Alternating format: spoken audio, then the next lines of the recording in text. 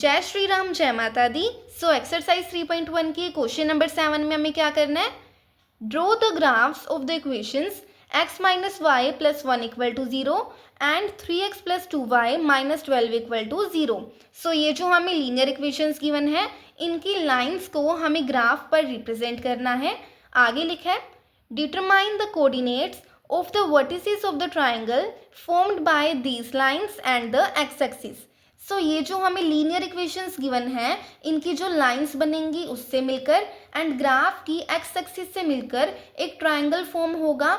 तो हमें उस ट्राइंगल के तीनों कॉर्नर्स के कोऑर्डिनेट्स को फाइंड करना है। एंड आगे लिखा है, शेड द ट्रायंगुलर रीजन, यानी कि वो जो ट्रायंगल फॉर्म होगा हमें उसके अंदर शेड भी करना है। तो चलिए स्टार्ट करते हैं। तो ये जो हमें first equation and second equation given है, इसमें हम कांस्टेंट टर्म को राइट हैंड साइड पे ले जाएंगे ताकि जो हमें ग्राफ पर प्लॉट करने के लिए कोऑर्डिनेट्स फाइंड करने हैं वो हम इजीली फाइंड कर लें।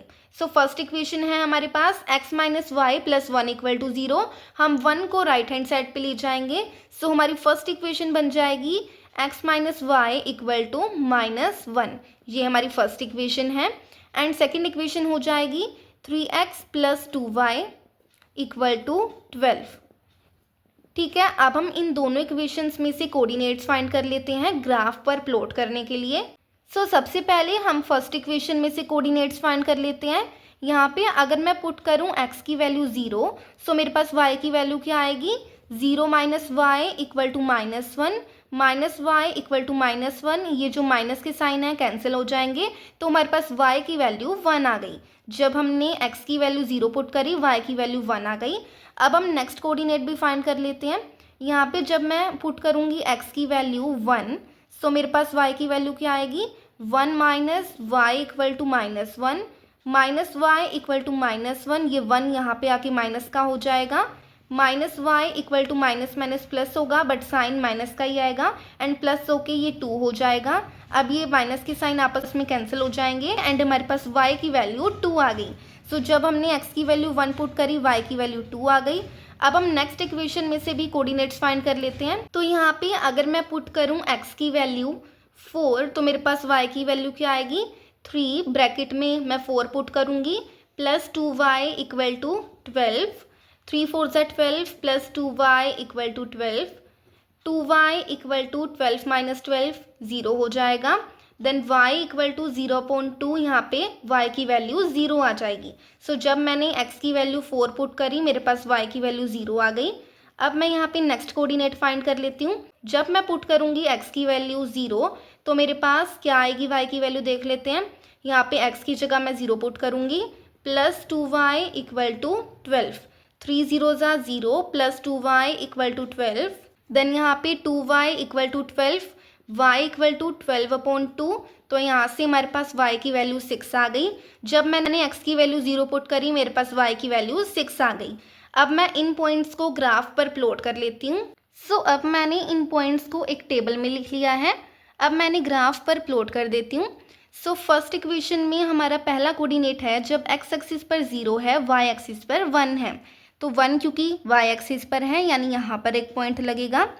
नेक्स्ट कोऑर्डिनेट है हमारे पास, जब x एक्सिस पर 1 है, y एक्सिस पर 2 है। x एक्सिस से 1 यानी यहाँ पर, y एक्सिस के 2 तक यानी यहाँ पर।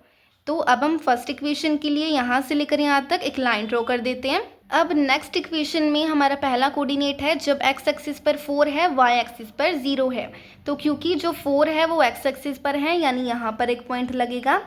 नेक्स्ट कोऑर्डिनेट है हमारे पास, जब x एक्सिस पर 0 है, y पर 6 है।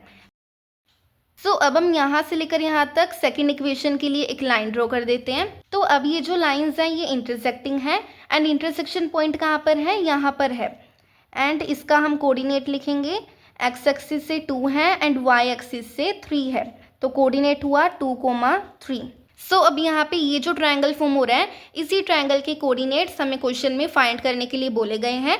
कई बच्चों का डाउट होता है कि हम इस ट्रायंगल की बात क्यों नहीं कर रहे हैं, यहाँ पे ये भी तो एक ट्रायंगल फॉर्म हो रहा है। क्यों नहीं कर रहे हैं हम बात इस ट्रायंगल की? बिकॉज क्वेश्चन में हमें क्या बोला गया है, जो लीनियर इक्वेशन की लाइंस हैं उसकी हेल्प से एंड जो ग्राफ में एक्स एक्सिस है उसकी हेल्प से ट्रायंगल फॉर्म होना चाहिए एंड उसके हमें कोऑर्डिनेट्स फाइंड करने हैं। अगर क्वेश्चन में बोला गया होता कि जो लाइंस हैं उसकी हेल्प से एंड वाई एक्सिस की हेल्प से जो ट्रायंगल फॉर्म हो रहा है उसके हमें कोऑर्डिनेट्स फाइंड करने हैं, तो हम इस ट्रायंगल को कंसीडर करते। बट यहाँ पे क्योंकि एक्स एक्सिस की हेल्प से लिखा है तो हम इसको कंसीडर करेंगे। तो यहाँ पे ये एक कोऑर्डिनेट है 2,3, इसको हम बोलेंगे ए एंड इस पॉइंट को हम नेम देंगे -1,0 बिकॉज -1 ये वाई एक्सिस पर है एंड ये वाले पॉइंट को हम नेम देंगे 4,0।